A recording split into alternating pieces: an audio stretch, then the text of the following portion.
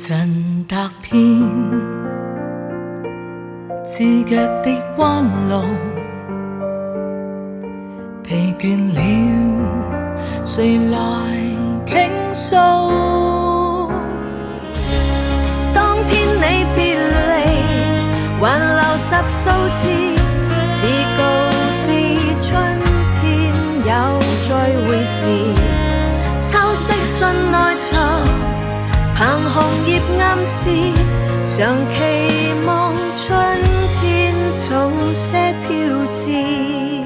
不管為何，沿途如何，它都長留。鐵和石也可割破，這是過山的河水。